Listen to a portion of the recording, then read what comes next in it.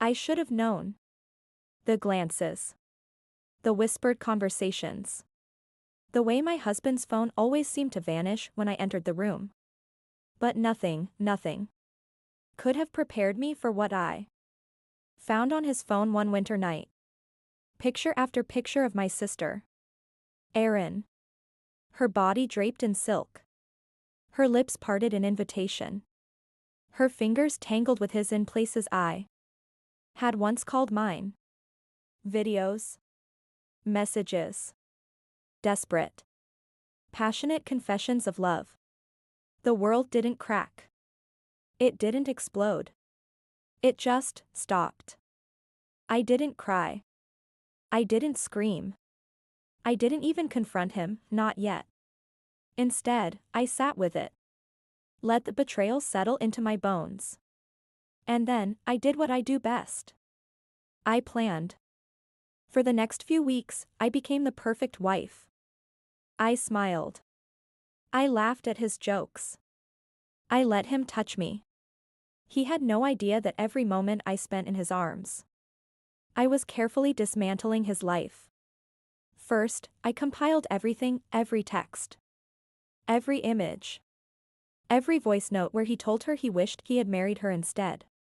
Then, I set traps. I knew Erin. Knew her vanity, her need for admiration. I created a fake Instagram account, posing as a high-profile fashion photographer scouting new models. I messaged her, promising exposure. Magazine features. The kind of recognition she'd always craved. She took the bait instantly, sending even more pictures, more daring, more desperate, to an account controlled by me. Then, I waited for the perfect moment to strike. It was a Friday evening when I finally pulled the trigger. I sent every message, every picture, every stolen moment to their closest contacts. Our family. His work colleagues.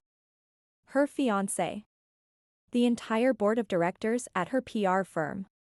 Even their church group. Then, I sat back and watched the destruction unfold. My mother's scream shattered the quiet of our family home. My father, a retired military man, looked at Erin with a disappointment so heavy it might as well have been a death sentence. Her fiancé? He didn't even let her speak. He just tossed her engagement ring onto the pavement, got into his car, and drove away. And her job? The PR firm that prided itself on its family values wasted no time firing her. Daniel came home to find the locks changed, his belongings in trash bags on the porch. I let him scream, let him pound his fists against the door. I let him beg, his voice cracking with desperation. And then I opened the door. Just enough for him to see the cold, hollow thing he had made of me. You two deserve each other, I said, voice as frozen as the winter air.